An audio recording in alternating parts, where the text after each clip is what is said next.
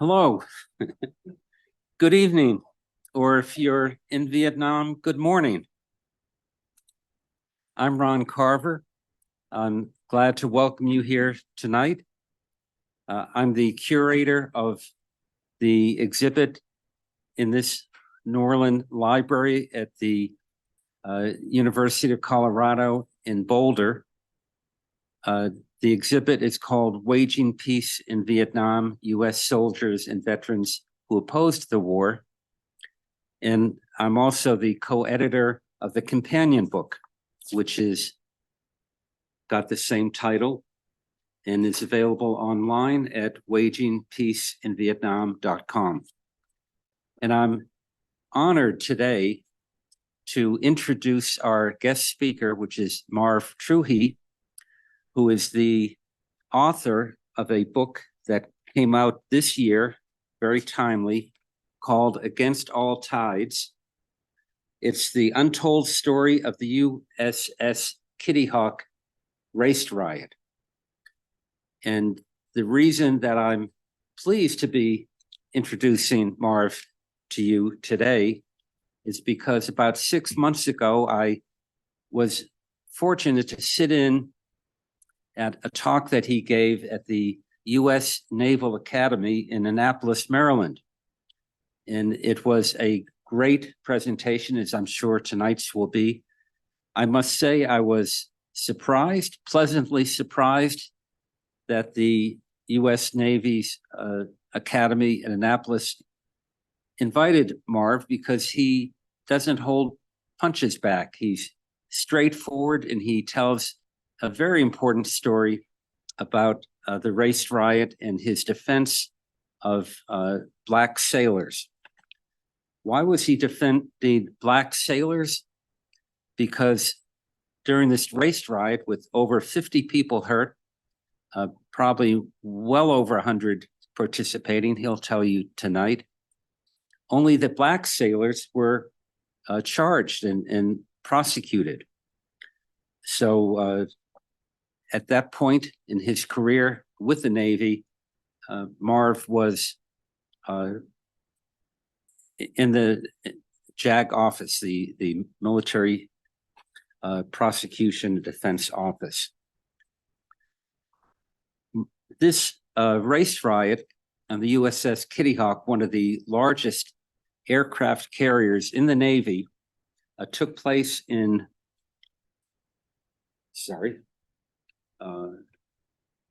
October of 1972. There had been a lot of tension. There's a lot of tension not only in the Navy, but in all the military services. People were working dangerous. They were crowded together. There were a lot of unpleasantness. I'm going to let him tell that story. Marv was drafted while he was still in law school, but was able to take advantage of a Navy procedure that said if you enlist for 4 years, you can finish your law school and get a degree, which was important because like a lot of people, Marv was there on scholarship. But the most important thing is he served, he defended people who had been unfairly charged and prosecuted, and he's here today. So thank you, Marv. Take it away.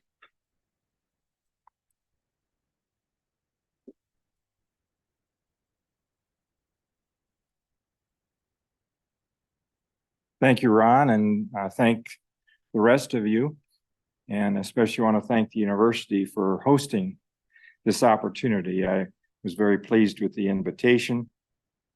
I've given my talk to many different organizations.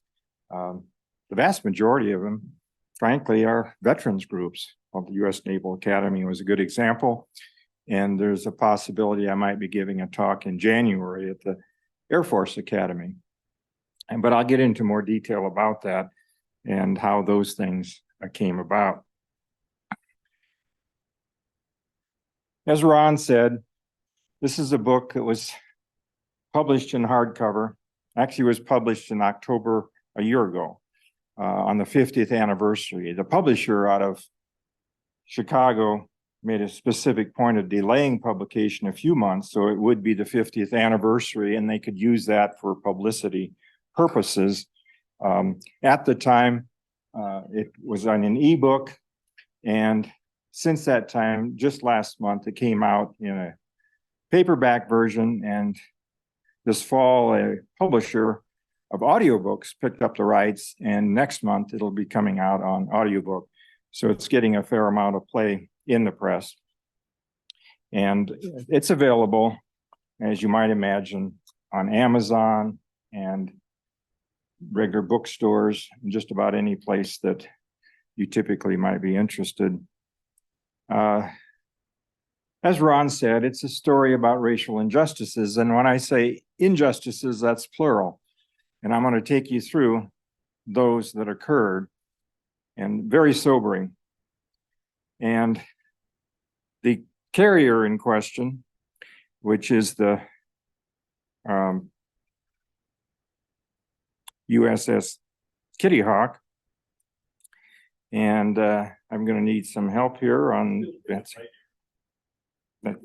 Yeah, that's what I'm hitting. Yeah.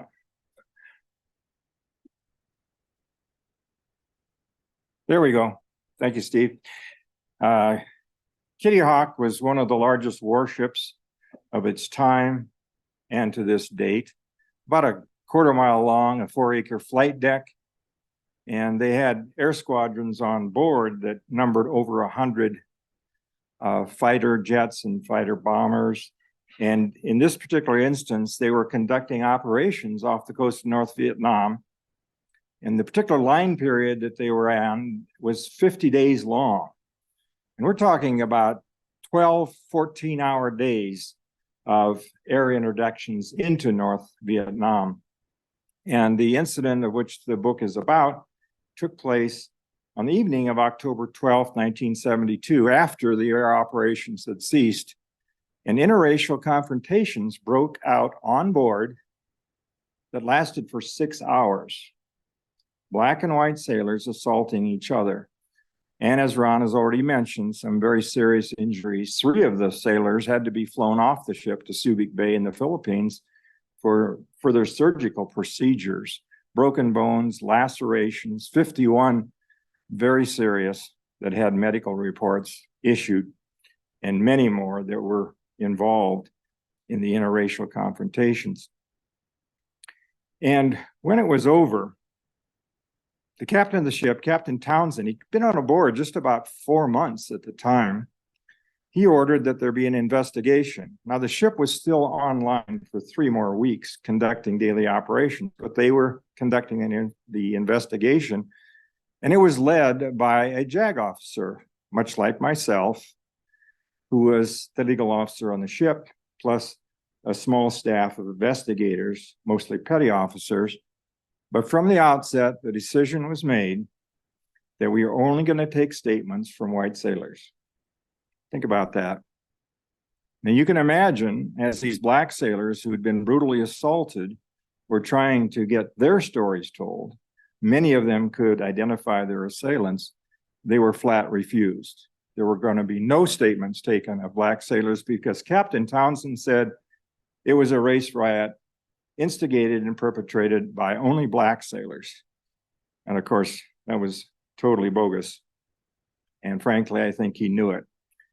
But as a result of the one-sided investigation, the first of the racial injustices, he brought courts-martial charges for rioting and assault against 25 black sailors and not a single white sailor. And as Ron has already mentioned, I ended up representing several of those, actually 6 of those sailors back in San Diego. I was stationed at the 11th Naval District, the Law Center in San Diego at the time. I was just 2 years out of law school. I was 27 years old. And I and several other JAG officers were assigned the defense, and other JAG officers, of course, were prosecuting. In order to give you a little bit of flavor about the book, I'm going to read just a few excerpts from the book. The first of these is one that actually at the very beginning of the book. And it talks about, well, keep in mind that I'm a landlubber, never served on board a ship. Navy officer, never served on board a ship, which is typical of medical officers, legal officers, unless those that are specifically assigned to large ships.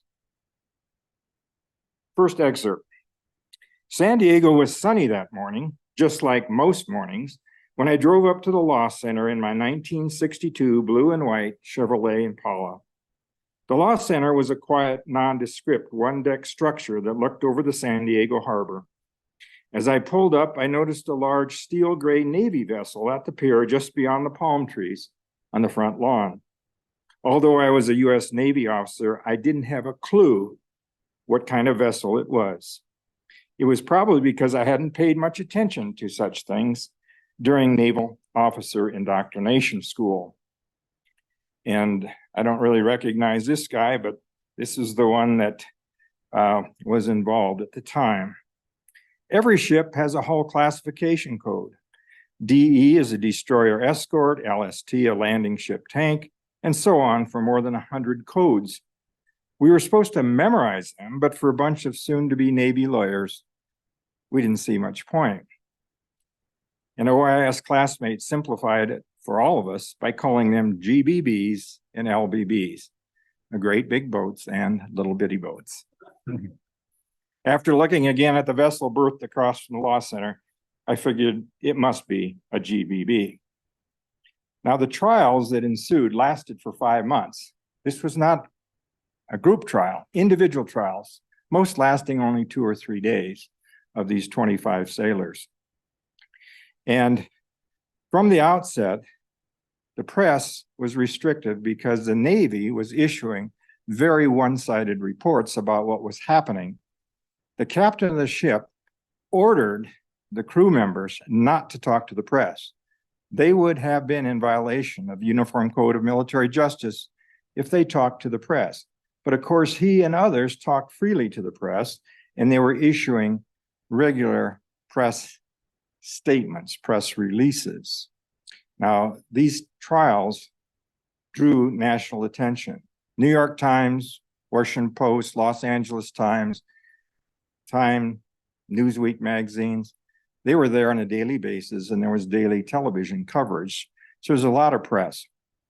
And it wasn't until we actually got into the trials for a couple of months that we were finally able to get some of the story told about the injustices that these young men had been suffering. But because I knew it was important to get the story out, I actually began collecting source documents from the outset. And when I got done, I have 5 banker boxes of thousands of pages of original source documents, medical reports, investigation reports, trial transcripts, and I even recorded every evening after each trial on a cassette recorder my personal reflections. And those personal reflections that I transcribed at the time were very helpful in terms of my book.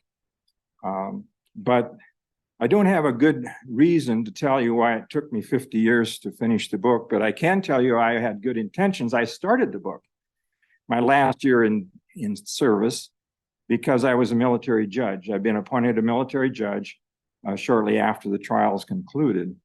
And so I had a relatively more open schedule. And I thought I would finish the book probably within 3 or 4 years after returning home to my home state of South Dakota, where I was practicing law.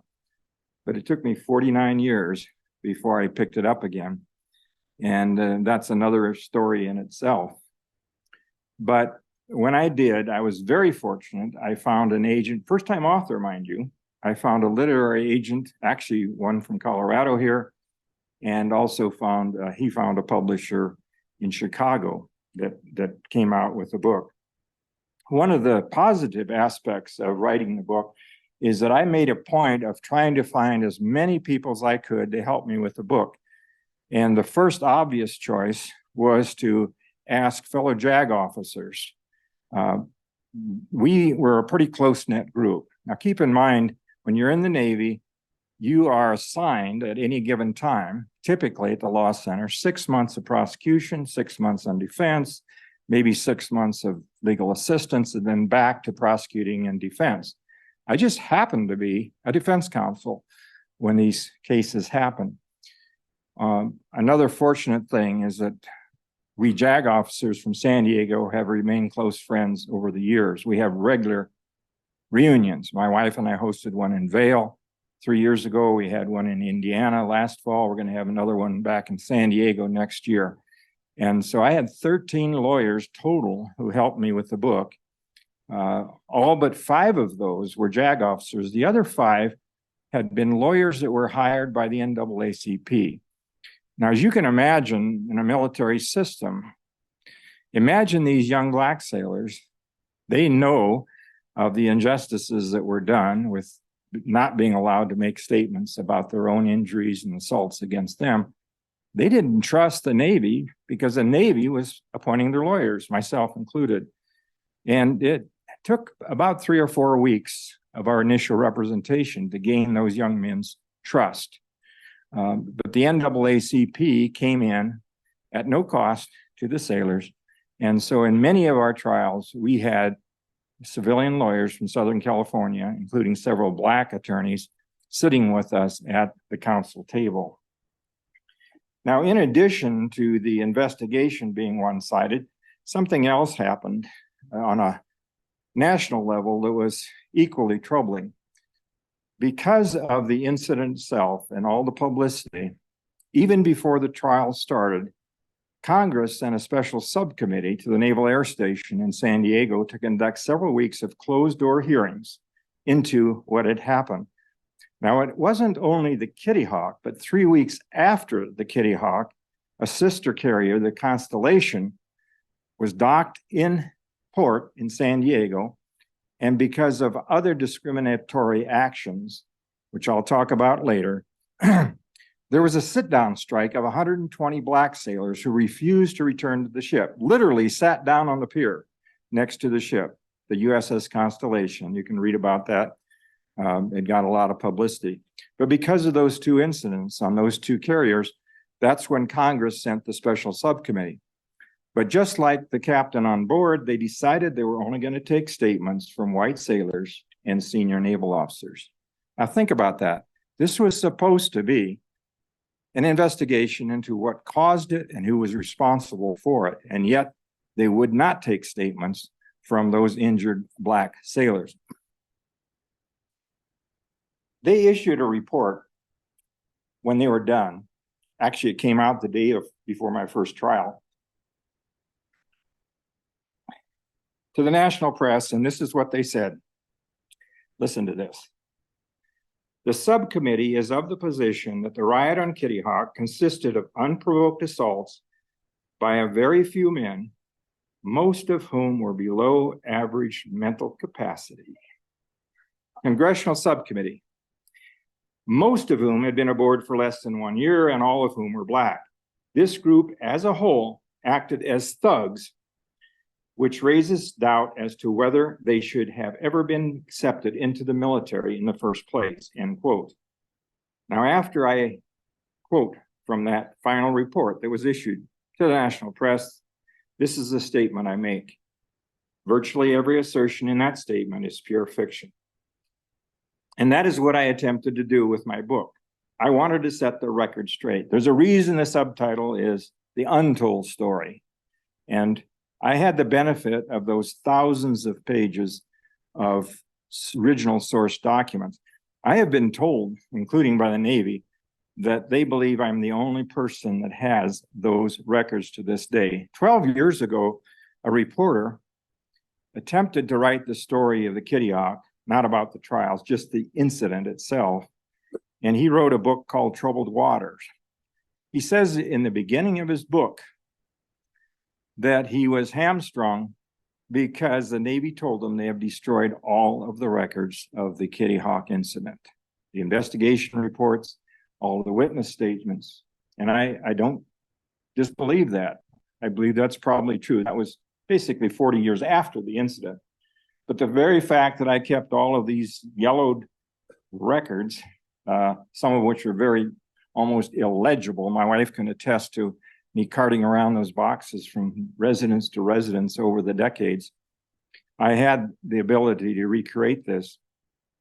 As a matter of fact, my book has a very large group of citations, endnotes, what we call footnotes, but they're at the end of the book with citations to direct quotes. I have over 1,000 of those because it was very important to me that the book had to be balanced. It had to be fair. It would have been tempting to write a book from the standpoint of a disgruntled defense lawyer. And it was very important that I not have a one-sided book. And so the book is fair and balanced, and it had to have credibility in my mind. So I don't hold back on anything, including the assaults that were made by Black sailors, of which there were many. But of course, I'm telling the other side that has the part of the story that has never been told.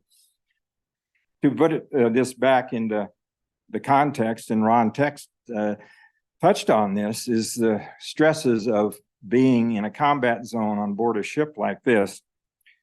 These are A-6E intruder jets over North Vietnam. They were conducting daily bombing runs. Some of those sorties, they'd have 120 to 150 sorties a day. They were intruder jets as well as phantom jets. And on board, what this meant is that these young sailors were working day and night around the clock for weeks on end. Their usual hours, to give you an example, might be 6 hours on, 6 hours off, 24 hours a day for weeks on end. Never a let up. Others were working 12, 14, 16-hour days for 40 and 50 days without let up. And the stresses of that were considerable. And I talk about the effect that these stresses would have. I make this statement in the book. Why don't we bring thousands of young men of different ethnicities and backgrounds together under these conditions, most away from home and family for the first time, and see what happens? What could possibly go wrong? Plenty, as it turns out. And to put this in perspective, roughly half of those 25 defendants were teenagers. In the incident itself, your first reaction might be that this riot, as they called it, arose full-blown, just happened one evening. The reality is, though, it was festering for months ahead of time. When Captain Townsend came on board 4 months earlier, he had the duty, as any ship captain does, of conducting what they call captain's mass, non-judicial punishment on board for any on board, or for that matter, on base, interdisciplinary matters. However, from the very outset, he was very biased and very discriminatory, blatantly so. And I give examples, specific examples, because I have the courts martial records, but I also have those massed records in my files.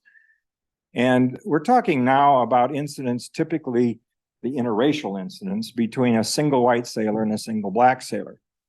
When a white sailor was assaulted by a Black sailor, he meted out maximum punishments, busted them in rank, maximum fines, and 30 days minimum in the ship's brig. And there were several of those. However, there were equally large number of those incidents in when Black sailors were assaulted, in unprovoked assaults by white sailors. In every instance except one, no charges brought. Either they never went to captain's mast, or charges were dismissed at captain's mast, and the only exception was a $25 fine. And I go into detail about that in the book. Now, you can imagine what's going on in the minds of these young men on board. To put it in perspective, there were about 300 Black sailors and officers on board the carrier out of 4,500, so about 7%. They actually started meeting that summer and that fall to talk about the grievances they had. The other thing that was unforgivable, the captain decided to televise these captain's masts, absolutely in violation of the code. They had closed circuit TV. and they would play those mass back. So even though we're talking about a small city of 4,500 people, anybody could watch those mass. And of course, the word got around very quickly about the one-sided punishments that were handed down. And some of those were incidents that are occurring on base. This is the Subic Bay Navy base. It no longer exists in the Philippines. It was there for decades. And there were incidents of black sailors being assaulted by white sailors. Not only on the base, this is another picture of the base. And beyond that, in the background, is what they call Olongapo City. It was Liberty Town. It's actually part of the Philippines. And interestingly, Olongapo City was segregated, intentionally segregated by the sailors, not by the local government. And they had a black section and they had a white section, and they hardly ever went across those lines. Even the bars and restaurants and everything were geared toward either the black sailors or the white sailors. And for some of those, well, like Kurt, who's here, who had Vietnam experience, they know all about Olongapo City. There was one instance in which a white Kitty Hawk sailor had hired Filipino nationals to assault black sailors in Olongapo City. And this was well recorded. And the man that was doing that, the white sailor, he admitted that he was involved in those, but he claimed that the black sailors initiated, which was absolutely patently false. And he was brought before captain's mast, and the captain decided that there was not enough evidence, and he was never charged. And so all of these things were building up to the night of October 12th.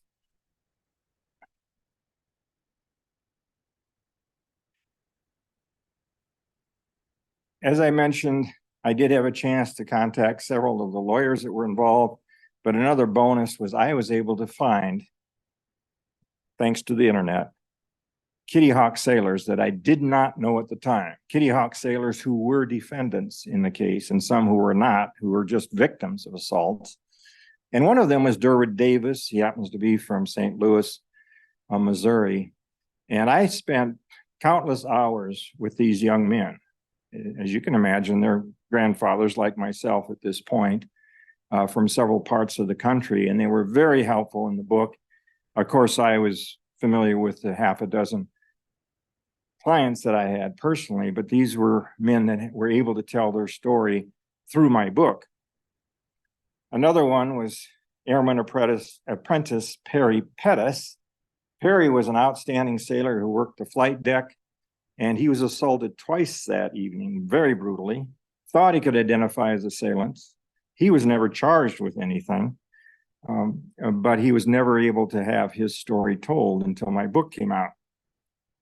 And one of the other bonuses of my involvement with these young men, now old men, was the fact that I actually got to meet Perry Pettis last October.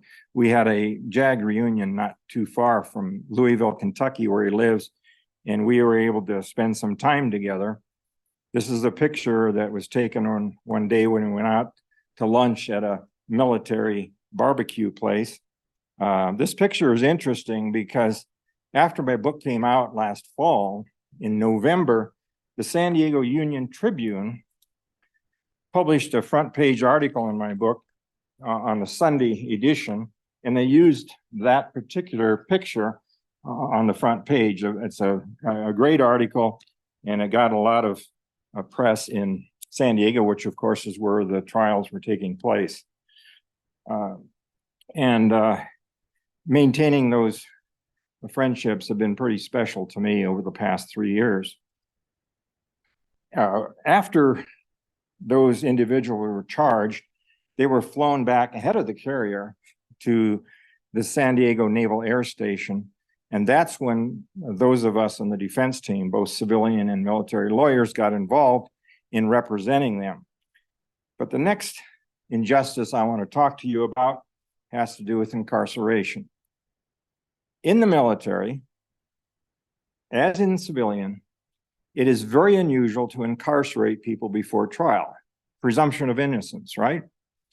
The captain of the ship decided that he was going to incarcerate all of those young men in Subic Bay as soon as they reached port after they had conducted that particular line operation in the brig in the Philippines. Absolutely no legal basis under the Uniform Code of Military Justice for incarcerating them. And we're talking oppressive heat in Philippines, in the brig. And they were there for about 3 weeks, and then they were flown back, as I mentioned, to San Diego. And the commander of the Naval Air Station, who then became what we call the convening authority, he's in charge of the trials, he decided to confine them in the brig in San Diego. This is the maximum security portion of the brig. There were some other lower level of incarceration, but the decision that he made, which parroted that of Captain Townsend on the ship, was unforgivable. And from the outset, those of us in the defense team, one of our first priorities is try to get them out of pretrial confinement. And they were in pretrial confinement with just a few exceptions until their trials. We're talking up to 3 to 4 months in pretrial confinement, many of them in maximum and even solitary confinement. And the solitary confinement arose because of troubles they were having in the brig, because they shouldn't have been there in the first place. We went all through the military justice system to get them out of the brig during the trials unsuccessfully, all the way up to the highest court of military appeals. And eventually we even sought cert at the US Supreme Court and were denied. Went to federal court and were unsuccessful in getting them out. And that period of time, months spent in the brig, many of them in solitary confinement, was unforgivable and totally unsupportable legally. As a matter of fact, the highest military court that heard it, the highest military court there is, said they didn't have jurisdiction. It was absurd. They didn't have jurisdiction over the cases of military men who were facing courts-martial. And that is just how blatant some of the things were happening. And it gave rise, as you might imagine, to the title of the book, Against All Tides. We were fighting an uphill battle, and it just never seemed to end. And one of my clients, who was in solitary confinement for a total of 50 days, when he finally went to trial, I had the opportunity to let him tell his story. And this next excerpt of the book is what he testified to. A particular day in question, he was in solitary confinement, but the cell door was left open for administrative reasons. And he heard one of his fellow black sailors from the ship being brought to solitary from one of the other sections. And this is what he says, quote, "I heard him screaming, you know, for me. My friend hollered over to me, said they was ready to bring him to row 6. He screamed to me, 'Here they come.' So then I heard a lot of noise and banging. I hollered out, 'Let him go.' Tears filled my eyes and I felt like black bondage. I feared he needed help. So that's when I went forward to strike the guard. My relationship with him is as close friends. All the guards are white. By black bondage, I mean slavery. That's the impression I had. I got indefinite row 6, which is solitary confinement." Now, that particular client survived his time in the brig. Another of my clients, 19-year-old, almost didn't. He attempted suicide in solitary confinement. He tried to hang himself. And he was just the most depressed young man you could possibly imagine, almost nonstop crying all the time, including the time that I was trying to interview him. A very sad situation. And in every one of those cases, including those 2 attempted suicide, well, the suicide and there was actually an attempted suicide at Subic Bay, they were sent to post-psychiatrists, military psychiatrists. And in each case, they said, get them out of the brig, get them out of solitary, get them out of the brig. And in every case, when they returned, they were sent right back to solitary. And you can imagine the effect this was having on those of us that were trying to defend them and what we were facing and what we were going through at the time. This next photo is a picture of the Law Center at San Diego. And this is a picture of the inside of the courtroom, a very relatively small courtroom. One of the other injustices that occurred was during the trials. In the military justice system, as in civilian law, the prosecution is obligated to give all investigative reports, all witness statements to the defense at the beginning, prior to trial. And the commanding officer of the Naval Air Station, who was what we call a convening authority, because he literally convenes the court. He selects the judge and sets up the dates of the trials. He refused to turn those documents over to us. The investigative report from on board the ship was 5 inches thick, and it included statements that they took when they interrogated our clients. And we could not get those reports for 2 months. We actually had to go to federal court in San Diego to get them. This is a blatant violation of the Uniform Code of Military Justice. And we had 2 convictions that resulted because statements that would have totally exonerated those young men were kept from us defense counsel prior to the trial. This next young man is Cleveland Mallory. He was a very special young man and special for me. And he's from Pittsburgh. Unfortunately, Cleveland passed away about 5 years ago in Pittsburgh, but I was able to contact his sister who helped me with this story to give me backstory on his life. And Cleveland was an exemplary sailor who had been promoted twice in less a year.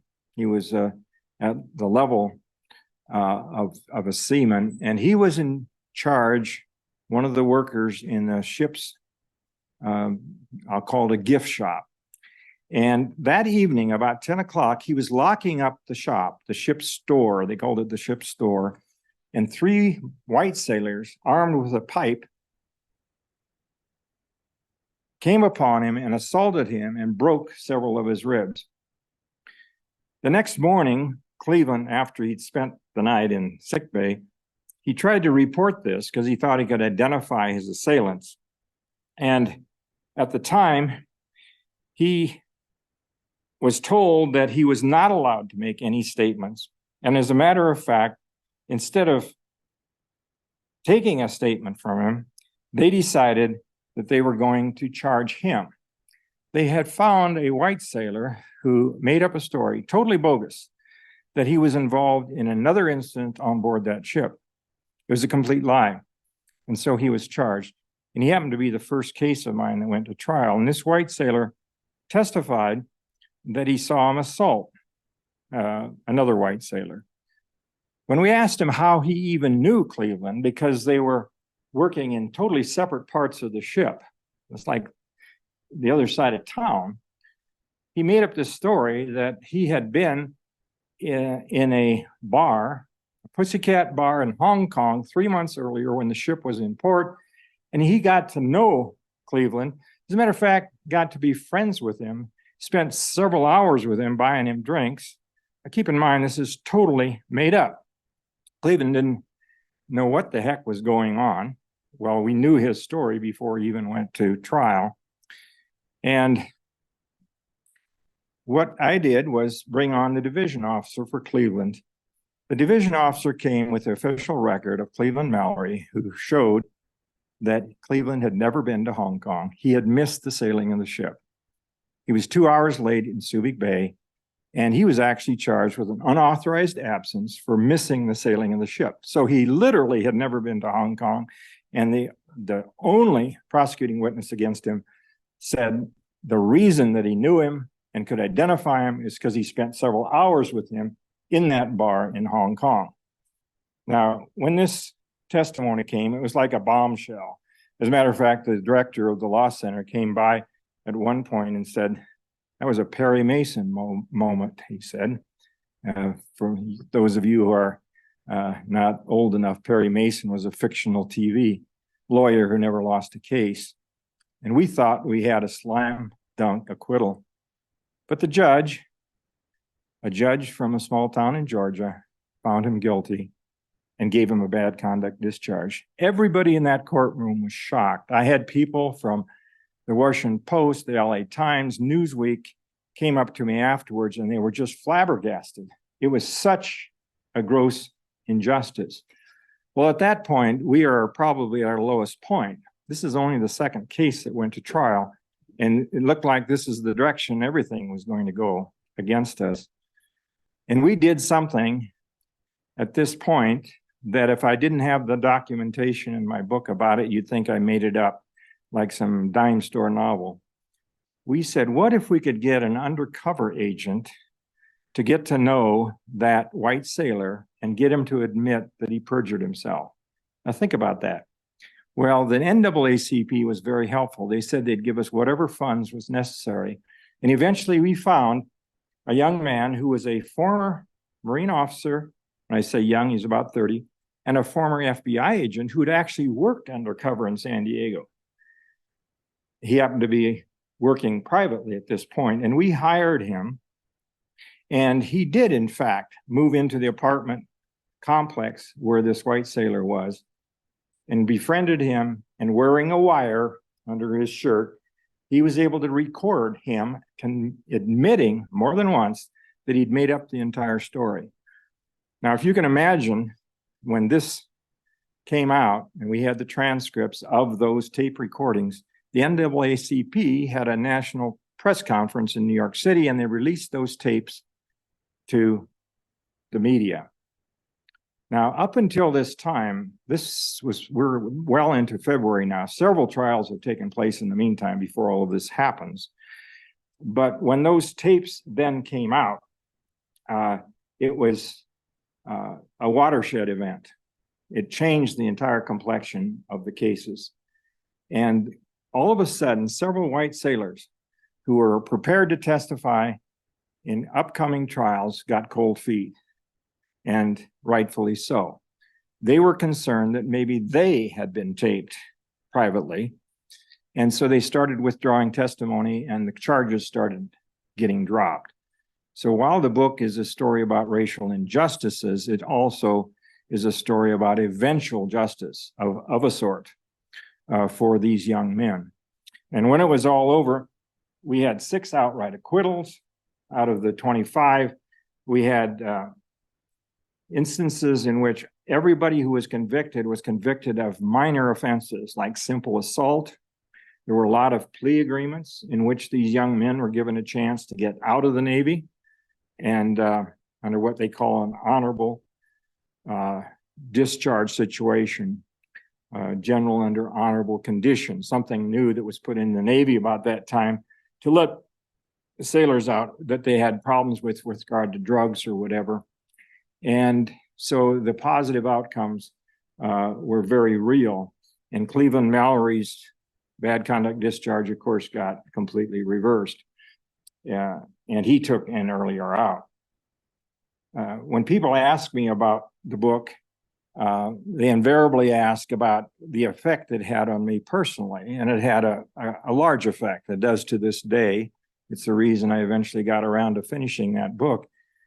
But at the time, the week before I was to start my first case, Cleveland Mallory's defense, the convening authority, the commanding officer of the Naval Air Station, contacted me and said he was throwing me off the cases. I would not be allowed to defend anybody. Now, this is a blatant violation of the Uniform Code. He was going up against the very right of individual sailors to have counsel of their choice. Now, the reason he did this was that a week before, an NAACP lawyer approached me and said he wanted to get on board the Kitty Hawk, which was still 2 days out from returning from Vietnam, 2 days out of San Diego. Could I get him aboard? Because he wanted to talk to some of the witnesses before they got back, and he wanted to see some of the locations of the incident. I said, sure. I contacted the air traffic controller at the Naval Air Station, and we got Milt Silverman on board a flight, prop planes that fly out and back, short hops. And when he got on board, the captain of the ship was incensed that this civilian lawyer, Milt Silverman, was still practicing law in San Diego up until recently. He helped me with the book. But he was, in those days, what we called a hippie lawyer. And the captain was incensed that this, in this case, a white NAACP lawyer came on board his ship. And the convening authority contacted me that afternoon and said he's throwing me off the cases because I had violated some regulation that I'd never heard of, most people had not heard of. And that is, until a ship returned to port from a war zone, they would not allow any civilians on board. Well, I was totally unaware of this. And things started heating up, and that got a lot of press because I was told that I was not going to be able to defend these young men. So what I did, I filed an action against the convening authority, filed a motion to have him thrown off the cases.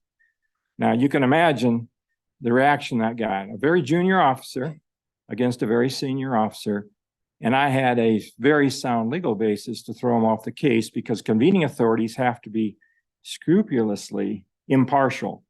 They cannot take any actions that would in any way infringe upon the rights of either the prosecution or the defense. Well, that led to several hearings in which neither he was thrown off the cases, nor was I thrown off the cases. But when the dust was about to settle, I heard through a couple of the lawyers that he had asked my commanding officer at the law center to court-martial me for conduct unbecoming. And I think largely because of the fact that there was so much publicity by now, the perjury tapes had come out by then. I think that's the reason that nothing happened and nobody was going to bring an action because of the adverse publicity of court-martialing one of the defense lawyers. So anyway, it got very personal. One of the things that you might imagine in a book of this sort, I did not attempt to go back through all the years of history of discrimination in our country and discrimination in the military, although I touch on that. And one of the questions that came up even at the time is, were these people, like the commanding officer of the ship, the convening authority, the judge, were these people blatant racists? Or were they just a product of their own upbringing? Was it more subtle than that? So I explore that a little bit in the book. And frankly, I've got a lot of feedback to the extent on very few pages in which I explore this question. And this is one statement I make. Well-meaning people of all ethnicities, all beliefs, and all persuasions who would never for a minute consider themselves to harbor any racial or other prejudices are a product of their environments, upbringings, and life experience.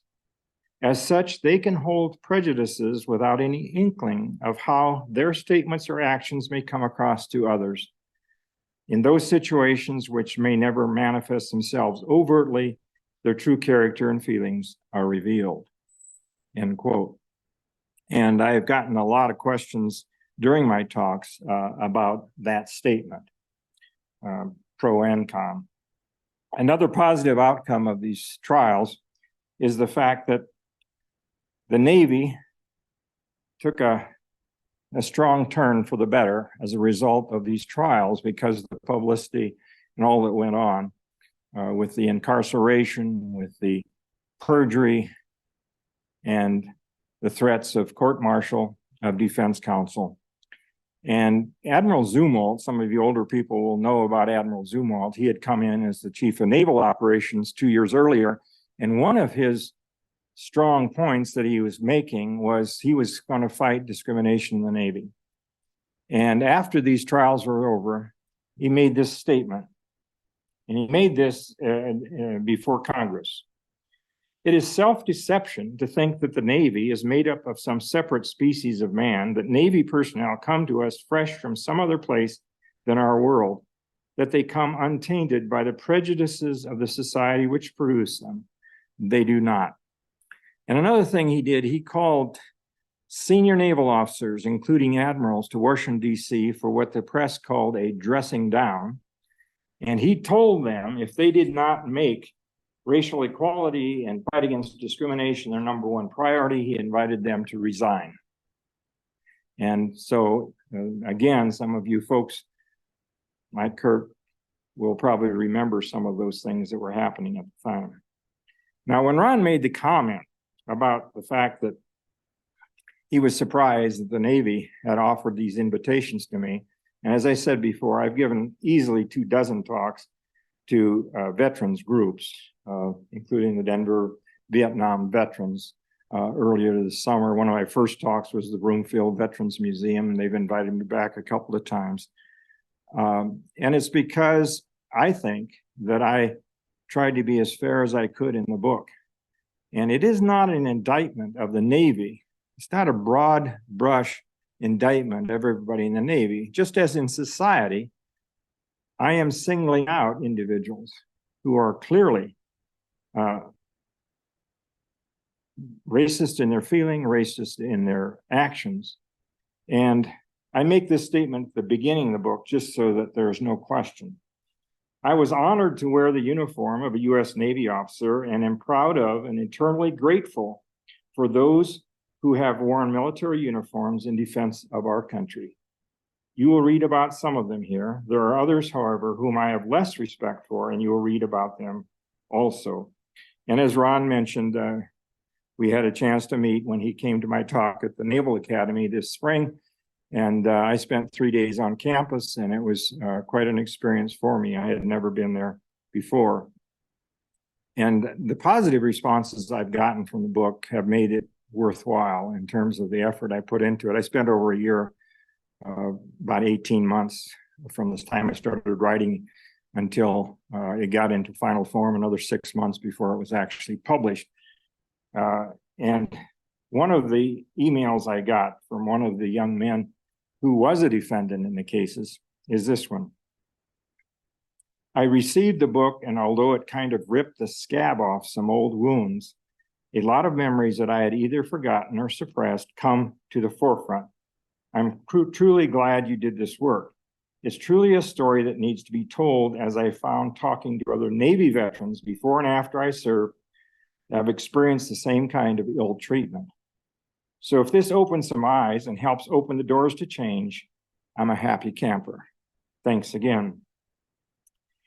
And as I mentioned, where the book can be, in conclusion here, before questions, this is the website for the book, which has a lot of photographs that did not find themselves into the book, and actually some of the slides that you saw here this evening.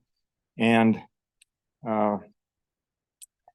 also, if you just Google my name, Marv Truhe, there are probably 15 or 20 of these talks like this that are available on either YouTube or podcasts, and a lot of them from military organizations. For example, one of my podcasts was sponsored by the National Air and Space Museum and the U.S. Air Force Academy.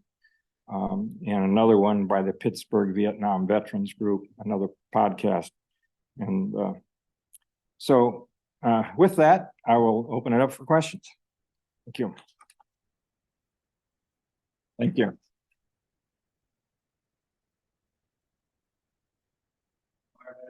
Yeah.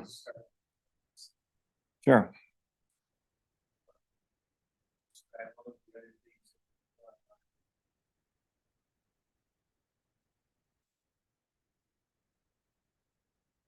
Things going on at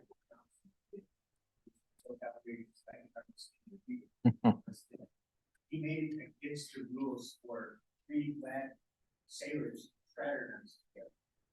In other words, 3 black sailors didn't walk down the deck together and talk together.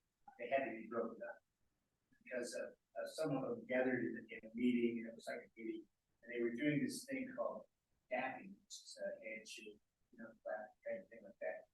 And it so pissed Townsend off that he absolutely forbid that it take place. And then they couldn't even get together in groups of 3, obviously. So Right. Whites, Right. It's things on that level. Right. Well, I have a certain relationship with uniform military justice. right. That means so it's had. Well, I know your story, Kurt, and it's a great one. Yeah. Yeah. Yeah. First one, staying in order is not to get a particular mess hall.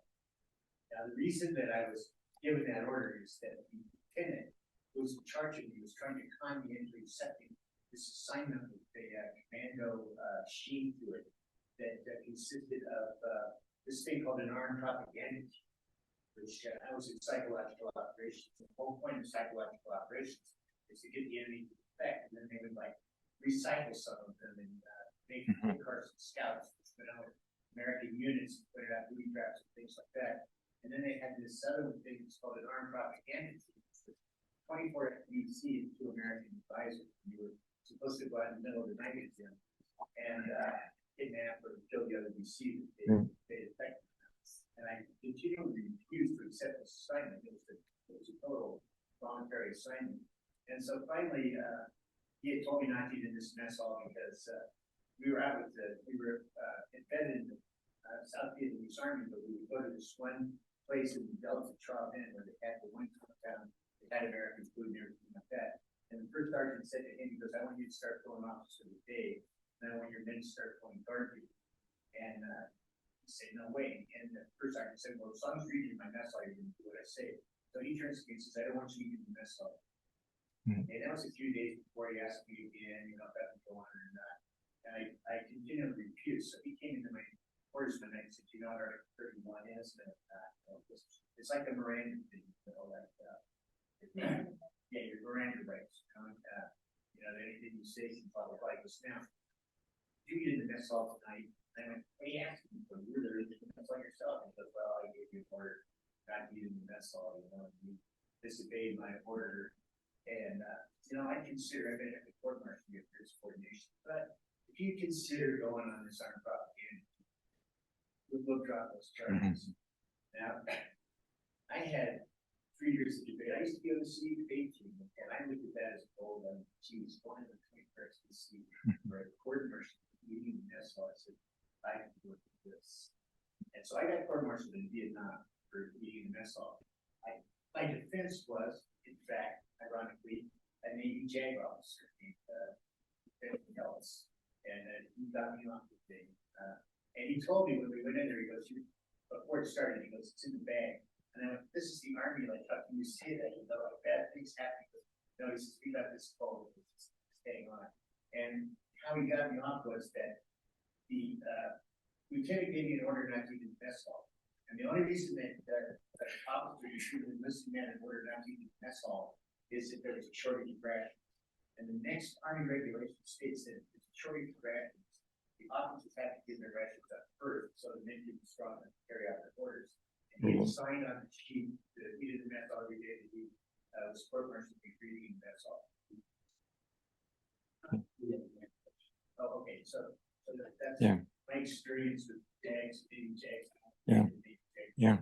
Yeah. Thank you for that, Kurt, and I thank you for bringing out the incident. It was actually the triggering incident of the evening when there were some verbal altercations between black and white sailors that evening in the mess hall, and then the captain said that he wanted the Marines called out. They have a Marine detachment to patrol the ship, which is very unusual. And the Marine captain gave an order, and the captain and the executive officer, who incidentally was a black man, they both were very vociferous in saying that the captain of the Marines should never have done that. He gave an order that he called them group of 3 or more sailors who were seen together had to be dispersed. And it was only carried out against black sailors, as Kurt mentioned, not against white sailors. So that evening, for the first half hour, the Marines were going about and brutally arresting any group. And we're talking just sailors walking through the flight deck, walking through the hangar bay, and arresting them if they did not disperse. Now, keep in mind, you could have 6, 8, or 10 black sailors coming out of the mess hall at the time, and they didn't disperse. They were then arrested and brutally assaulted in arresting them, and that was the triggering event for the evening. So thank you, Kurt, for bringing that up. Ron, did you say there was? Sure. Sure. Hello, this is John Heiler. Can you hear me? Yes. Marv, I want to salute you for finishing this book, even if it took decades. I am a former naval officer also who lives in Boulder and was active on the resistance to both the Kitty Hawk and the Constellation. I was a former pilot, and if anybody has mentioned, I used to pull a sign over the beaches of San Diego with the message, "Constellation, stay home for peace." Welcome to Boulder. I won't necessarily take any time, except it's such an honor to see you in real time in my hometown. Well, thank you for that, John. I appreciate that. I've heard from quite a few veterans. That's another one of the bonuses that I have had. As a matter of fact, I heard from a Navy pilot just last week who was on board the Kitty Hawk at the time. And he shared with me his experience of that evening. And like many of the officers in the air squadrons, they didn't even know about the altercation until the next morning. And so while this prior book, for example, talks about in the title about it being a mutiny, that is totally far-fetched. There was no mutiny. As a matter of fact, legally, there was no riot. Now, there were a number of obviously very aggressive confrontations, but they did not meet the standards of the riot. And that's the reason, with only 2 exceptions, there were no riot convictions. Question? You said that the Navy should never have acquitted or accepted these people. They were, doing bad stuff. So why isn't the Navy, from the start, that they were hiring racially, Right. bad people? Well, Why is it the Navy, right. by admitting that, Right. admitting that they theoretically hired these Right. people? Well, that's a great question. The actual quote was from the Congressional Subcommittee, but about this time, about a year earlier, they're having trouble meeting the enlistment standards quota, and this during the last couple of years of the Vietnam War.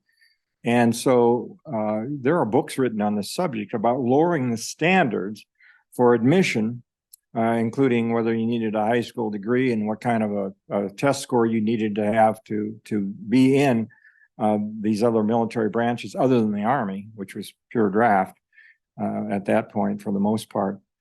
But yes, that's a great question, because the Navy was complicit, if you will, in terms of getting people in and who may not have been able to meet the standards. But that was a lot of, I actually have quotes from recruiting officers who talked about what they were doing to meet their quotas to get young people into the Navy. But that's a great point. Yeah. Over here. Steve, did you have? Oh. Yeah, I guess it's just sort of a rambling question comment, but we've come of this new age where there will still a lot of immigration that's happening, but so often all of a sudden there's cell phone footage, there's security cameras, right? And I feel like this is a window back into the time where the official story just came out and you were expected to believe it, and now how often do you see that those official stories get undercut when evidence comes out, police body cams, Exactly. Stuff.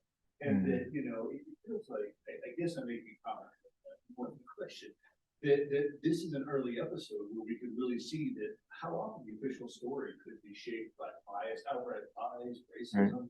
And so I think it's what I thought it was wonderful. Yeah. Well, that's a good comment. One of the questions I got is actually one of the most unsettling questions I had in my talks came one of my first talks at the Broomfield Veterans Museum. I'm talking to a bunch of veterans, career Navy people, Army, Air Force. A lot of them retired. And this one fellow who looked to be about my age, at the end, he said, "You were very aggressive in defending these people to the point of almost being court-martialed. But he said, you were a reserve officer, correct?" And I said, "Yeah." Now, for those of you who aren't in the military, reserve officers are people who are generally do not plan to make a career of the Navy. And I came in under a program that I would have 4 years as a reserve officer, and then I would get out of the Navy. I was never intending to make the Navy a career. And so his question was this: if you had been, other than a reserve officer, a career officer intending to start your career at an early age, would you have been as aggressive as you were in defending these young men? As you imagine, that was a very unsettling question. The implication was that I would be more concerned about my career than what I was doing on behalf of these young sailors. And I'm sure that's the reason he asked the question. And that question, I actually repeated it at the Naval Academy when I was talking to those young midshipmen. Midshipmen are both men and women, by the way. And that began a very long discussion. As Ron can tell you, most of the questions then that came at that point had to do with, what if I can remember one young woman in particular, what if I put in this position when I graduate here from Annapolis, and I don't do what I know my commanding officer wants me to do, and even though I know it's wrong. But that's, of course, that's a question that doesn't only apply in the military. The question of ethics applies in any situation that you're in. You can be in a corporation, you can be in a university, and what are you doing that may impact your career versus what you feel is the right thing to do in a given situation? Chris, you mentioned, that the conditions on board the ship, on the Kitty Hawk, in terms of the relentless nature of the work, and being sort of cooped up. But beyond that piece, were there the sailors that you defended, did they talk about being discriminated against because they're Black, just in general, aboard the ship or by the Navy? Or, I guess what I'm trying to get at is, was there a racial component to them feeling? Absolutely, yeah. Yeah. A great question. I'm glad you brought it up. For example, in those discussions they had, including with the captain, they were talking about Black sailors, about the fact that they weren't getting promotions as others were in their situation. And most of the time in the Navy, when you go on board a ship, especially like a carrier, you're given jobs like working in the chow lines, cleaning compartments, and that sort of thing. But within 2 or 3 months, you're expected to get into a real job. But yes, there was a lot of that going on, not only on board the Kitty Hawk, but the Constellation, for example, and the fact that they weren't getting the promotions, they weren't getting moved out of the drudge jobs, a very real thing. As a matter of fact, one of the fellows that helped me with the book, Durwood Davis, he scored near the top in his the exams that you take once you've been accepted. He scored near the top, and then he took the other exam that you take once you're assigned to a ship for what they call the MOS, which is what kind of assignments you might be given. He scored near the top on that, and yet he was given a job handing out in the inventory section, handing out plane parts. And he said that more than once, the officers or the petty officers said that they did not think that he was smart enough, and so would always give him 1 or 2 white sailors to work with him. And that was particularly offensive to him, as you can imagine. And yet he was scoring at the very top of the charts. And incidentally, I have those scores because I have all the records of all the defendants. And he was at the very top. And yet he never had a real meaningful job. And he was never given a solo job because he wasn't considered smart enough, for the same reason that the Congressional Subcommittee talks about, most of whom are below average intelligence or mental capacity, when in fact they weren't. And I dispute that because I have the records of those defendants. And that 2/3 of them were above the average. And some of them were at the very top in terms of those scores. But yes, that bias, that prejudice was permeated throughout. Do you feel like they chose to join the Navy because they weren't, that they felt like there's a path to advancement, or? I'll be very frank with you. They chose to join the Navy the same reason I did. I was drafted. I was going to Vietnam. I had gone to an undergrad college, South Dakota School of Mines Technology, for an engineering degree, and I had 2 years of mandatory ROTC, Army ROTC. And when I got my draft notice, my first semester at Northwestern Law School in Chicago, I had 30 days to report. And you were headed for the infantry at that point. And there's no way of establishing how many people signed up for the other branches, Air Force, Navy, Coast Guard, to avoid the draft. But a substantial percentage did. And I'm the first to admit that I'm one of them.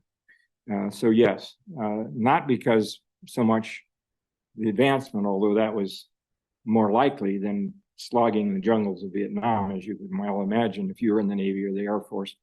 But yeah, that was a very real initiative and reason for the filling the ranks. Yes. It goes back to the question of ethics. Right. You're somewhat generous in describing the actions of these officers who were so discriminatory and products of their upbringing, their context. So that makes me ask, what was your context that made you so clear-eyed about justice at such a young age? Well, I think I actually had one question at that same one of my first veterans talks. And the implication was, well, you're not prejudiced because you're from South Dakota. And the implication is, you did not grow up with Black people, and therefore you did not have an inborn bias against Black people. And it was kind of an indictment. Of course you can be fair because you didn't grow up with, well, that was an insulting question. Well, I responded with the truth. I was a farm kid that eventually went to school in a small farm community in central South Dakota, population 2,500. We were 15 minutes from the Rosebud Indian Reservation. And we had a minority in our town, and our next door to me, kids growing up that we played with, Native Americans, we called them Indians at the time, because we were right next to the Rosebud Indian Reservation. And a fraternity brother of mine, for example, in college was from the reservation. And so I was able to see some discrimination and prejudice going on against the Native Americans in my small town. Now, this was not anywhere near, mind you, what was happening in the Jim Crow South. These were mostly tasteless jokes and that sort of thing. But beyond that, I guess I did have a sense from an early age about unfairness and discrimination, even though by those standards it was pretty mild. And I dare say, being part of that, I was probably as ingrained with being a product of my culture as anybody was who was any other place. But it was one of those things that, well, to give you an example, when he asked me the question, another guy asked me the question, would I have been so aggressive if I had been a career person? My response, you can see it online, is I hope to God I would have been. But I can't say I would have been.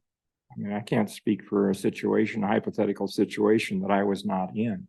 But it never crossed my mind. And I can tell you, 2-3 weeks into those trials, and they went on for 5 months, I was an angry, angry young man. And my wife can attest, when I started writing the book in January of 2021, during COVID, I would spend 12, 14 hours a day in our basement with all those boxes of files.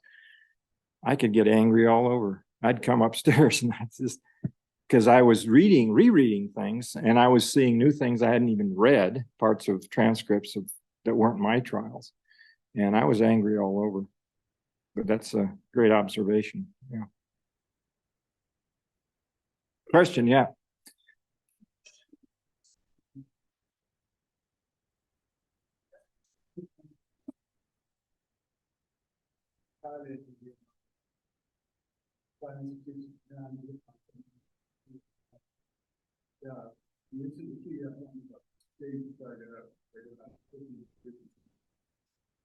Okay, so the first question is why the teachers speak at the years. Well, I didn't speak at them. The curator at the Air Force Academy and the historian for one of the National Air and Space Museum sections, I think on Vietnam, they have a podcast that's called From Balloons to Drones. It's a regular podcast, and they invited me to speak on that. I didn't physically appear at either place, although the Air Force Academy is a possibility this winter. But word was just getting around. It was kind of like a talk here. Sometimes these talks, there'll be somebody in the audience. Well, classic example is Ron happened to be in Annapolis, and that's the reason I'm here this evening. One of my talks I gave to a Vietnam veterans in Denver, in Lakewood. One of the audience members was an attorney, active duty attorney. And in the end of July, I was invited as a keynote speaker for the Colorado Defense Lawyers Association's annual meeting in Steamboat Springs. And that was an experience talking to 150 or so lawyers, very different from most of the groups I talked to. So one thing leads to another. That's the best way. Did you say you were Air Force? Okay.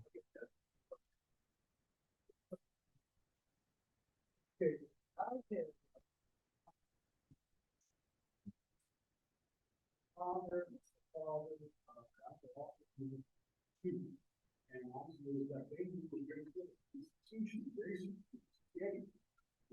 The military wasn't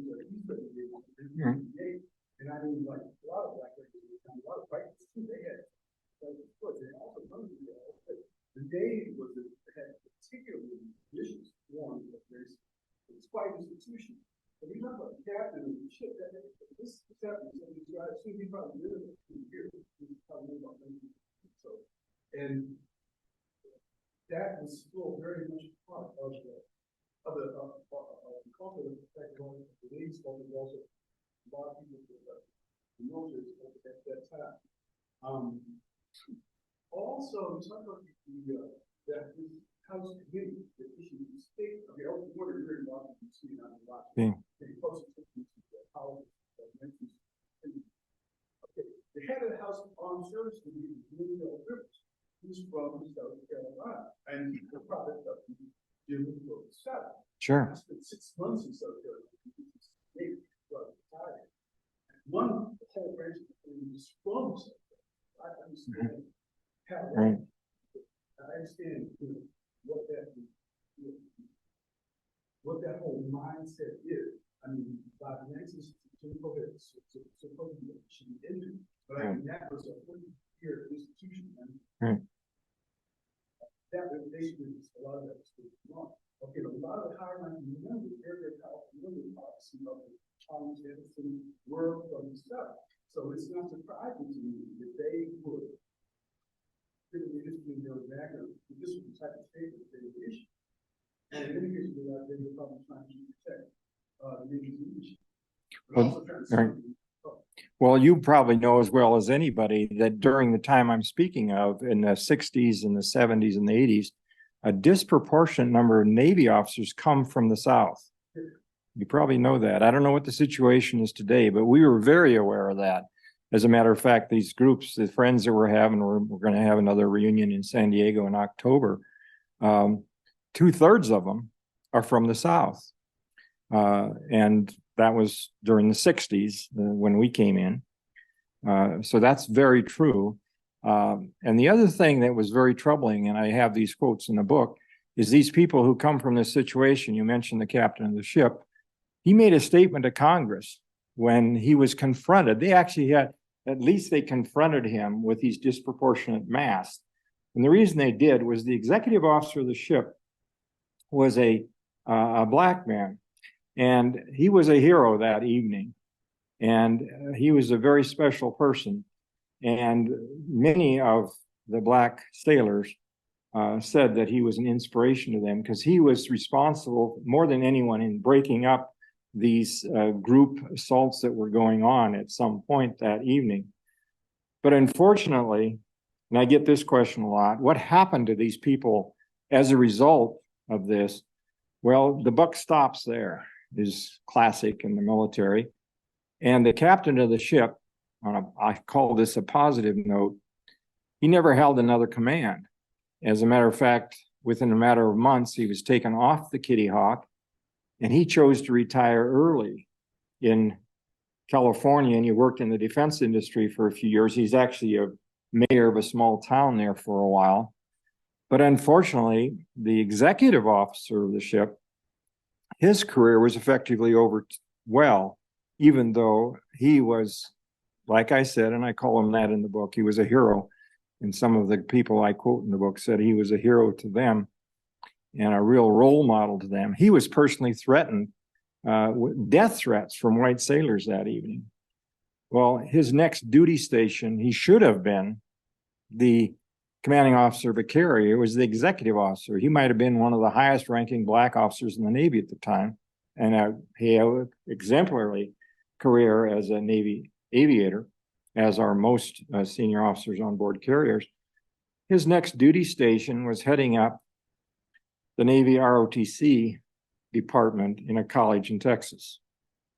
Just think about that. So like you say, that it just goes on and on. But those are great observations that you make. And so when the captain of the ship, he made the comment to Congress, nobody can get appointed as a senior officer, or least of all a commanding officer of a carrier, if they have any racial prejudices whatsoever. He made that statement. The judge who convicted Cleveland Mallory on clearly perjured testimony, everybody in the courtroom knew it was perjury. He was the one from Georgia. He was asked the day before and quoted in the San Diego paper whether he had any prejudices. And he said, as far as I know, I hold no racial prejudices whatsoever. Now, I think he truly believed that. Think about that. That's sad. He truly believed that. And yet there isn't a person in that courtroom who wasn't appalled about his conviction of that young black man on perjured testimony. And I knew him very well. I'd been appearing before him for 2 years before that. And I actually, the following year, we were the only two military judges at the law center. So I knew him quite well. And to the very end, we never talked about with any meaningful conversations about what he'd done in the Cleveland Mallory case. But he truly believed that he had no prejudices. And he truly believed he was objective in that conviction. And that is really sobering, if you think about it, that this sort of thing goes on in our society with people who will insist that they have no feelings in that regard.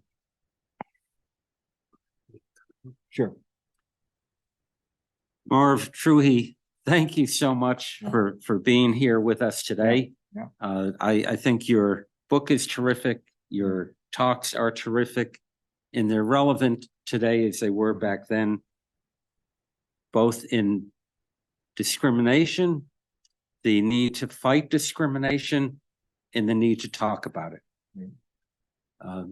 We all know recent incidents here in this country. We know these prejudices continue to today, but people like you help to give us hope. So thank you. And thanks to those of you listening, and thanks to those of you who have joined us here today. Thank you.